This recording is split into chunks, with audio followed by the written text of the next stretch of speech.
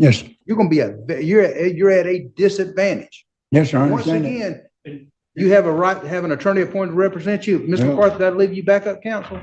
Well, Mr. Nix, you understand at any point in time that you can ask for an attorney to represent you or hire an attorney, and if you can't afford one may be appointed to represent you at any point. You understand? Yes, sir. Okay. You're here today for a pretrial? Yes, sir. Judge, I've been trying to get this sworn tape statement from Amanda Weber that Mr. Sullivan sent me 2 discoveries, but there's no sworn tape statement. He didn't send it. I sent you another motion to compel, and I'm sorry I didn't comply by the rule because I forgot to sign the certificate of service. But I've got another one ready now. I need the statement. Your Honor, if I could address that issue. So Mr. Nix provided several exhibits to his motion to compel. There's a misunderstanding of what the court's ruling was based on the motion to suppress. In the ruling, there is reference to Ms. Weber's sworn statement. Nowhere does it say anywhere that this statement was recorded. I have reached out to Panama City Police Department to check, and I'm going to read the response that I got. It's from the officer, Raymond McNeil. Says, I thought the statement with Ms. Weber was collected on Officer Hutchinson's body worn camera due to my body worn camera being inoperative at the time to stop. After reviewing the body worn camera with Officer Hutchinson, I confirmed that he terminated the body worn camera moments before him and I had spoken with Ms. Weber. Therefore, the statement was not recorded. It was not recorded on a handheld recorder. And he did confirm that all future statements would be recorded with handheld recorders. That being said, the statement that has been testified to or talked about was a sworn statement, but nowhere has anybody ever claimed that it was a recorded statement. There is no recording of this statement. All right. Judge Clark, sorry, it states right here on the affidavit. Postman in the morning, Weber did provide a sworn tape statement to the investigators. And that's my understanding, judges. He believed that it was captured by that body camera, but let me just get when they say they don't have it. Yes, sir. That's what I'm stuck with. Yes, sir. So I don't know. There's nothing else I can do. Yeah, I mean they're supposed to when the demand for discovery is filed. Yes, sir. They have to provide everything that they yes, say sir. They don't have it, so they don't have it. There's nothing else I can do. But that's what they got the search warrant all for, sir. Mr. Doodle warrant the sworn tape statement. In the end, this hearing highlights a harsh reality courtroom strategy isn't about beliefs, it's about legal knowledge and procedure. Missing recordings, misunderstood rulings, and self-representation all combine to weaken the defense. The judge even warns him directly he's putting himself at a disadvantage. If you're following sovereign citizen cases, this is another example of how quickly things can spiral when legal systems are challenged without proper understanding. That's all they had. There was no sales. She had nothing. It's just all up on this one tape statement. As far as that goes, I mean, whether the statement was given and whether it was recorded or not doesn't change the probable cause for the warrant. I know. There were some other issues that Mr. Nix brought up in his motion to compel. I think he had requested the body camera footage. Yes, sir. When I first got when they first pulled me over, Sergeant Shaw, which is Captain Shaw, and Corporal Sigler. And the issue with that is there are body cameras available. They were provided to Mr. McCarthy when she was on the case. Yes, sir. The issue that I have is I can't just give Mr. Nix a disc with him being in custody. Those body cameras footage does exist, and it was provided to the defense counsel previously, but with him being in custody, it becomes a little bit difficult for me to provide him that footage. Mr. McCarthy, did you provide all your discovery to him? Yes, sir. We can't give him the disc either.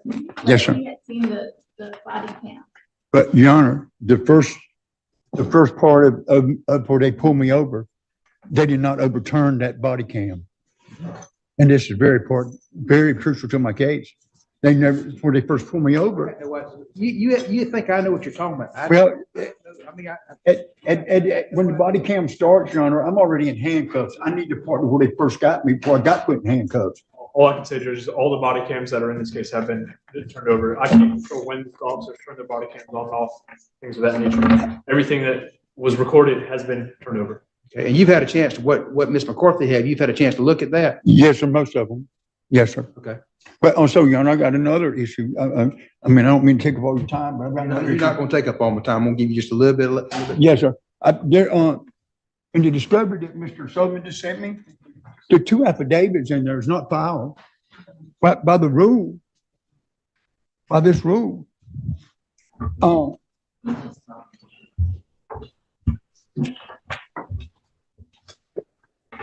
this rule right here, rule 3.115, the duties of a state attorney criminal intake. The state attorney shall provide the personal or procedure for criminal intake into the judicial system. All sworn complaints charging the commission of a criminal offense shall be filed in the office of the clerk of the circuit court and delivered to the state attorney for further proceedings. In both discoveries, Your Honor, that affidavit is not filed in either discovery. What you want me to do? I need them thrown out. They're not filed. I've got the motions here for you. Mr. Sullivan, any response? Your Honor, there was a. As the hearing continues, the judge makes something very clear: representing yourself is a serious disadvantage. The defendant struggles with procedures like depositions and evidence access, which are critical in any case. This is a common pattern in sovereign citizen cases, where individuals reject legal counsel but underestimate how complex the system really is.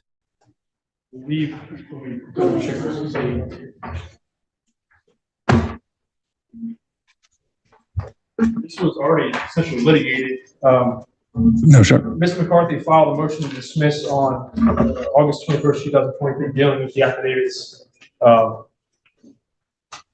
That was continued, Your Honor. And it never was brought back up. There's only one affidavit filed, Your Honor, and it's got it at the right top corner. It's 22-3101. This is not my motion day, so if you want to file your motions. Yes, sir. Mr. Sullivan has a copy. We'll set whatever's left. Yes, sir. January, what is that, the 19th at 9? Yes, sir. I got your, I here's your. believe Mr. Nix is set for the February trial day. I'd like to leave him set for that date as well. Yes, sir. But also, Your Honor, deposition has never been taken in this case. Have you filed your notice to set, have you tried to set depositions? No, sir, I haven't. But I'm asking now, I need to settle them. You got to set them. I'm not going to set them. Okay. You're representing yourself. Yes, sir. You're going to have a very difficult time setting up depositions. And you're going to have a very difficult time taking depositions representing yourself. Yes. You're going to be you're at a disadvantage. Yes, sir. I Once understand that. again, you have a right to have an attorney appointed to represent you. Mr. Yeah. McCarthy, that'll leave you back up counsel. Your Honor, we've done depositions in this case. I've got depositions of Christian Shaw, Raymond McNeil, and Joshua Siegler that were conducted in this case. Mr. Nix, you're not doing a very good job. They've never given me no copies of no depositions, Your Honor. They may not have done them. They may not have transcribed them. That's something you have to do on your own. Yes, sir. Well, I mean, you have to have them done. So I don't know. I mean, that's something you're going to have to do yourself. I can't help you do that. Once again, do you wish to have an attorney appointed to represent you? sir, Do you wish to have an attorney I appointed? do not know, I do not want Lord McCarthy. No, sir. You're fixing to litigate yourself to a mess. No, I just have to do it myself. Here's yours, your copies, I Your Honor. don't need a copy. You can file This is for the motions I'm filing. them with the clerk's office. I don't take them. All right, we'll see you January 19th at 9 o'clock. We'll leave you on the February trial document. We'll use that 19th as a motion day as well as a pre-trial day. Trial management. Yes, sir. Yes, sir. Thank you. In the end, this hearing highlights a harsh reality. Courtroom strategy isn't about beliefs, it's about legal knowledge and procedure. Missing recordings, misunderstood rulings, and self-representation all combine to weaken the defense. The judge even warns him directly he's putting himself at a disadvantage. If you're following sovereign citizen cases, this is another example of how quickly things can spiral when legal systems are challenged without proper understanding.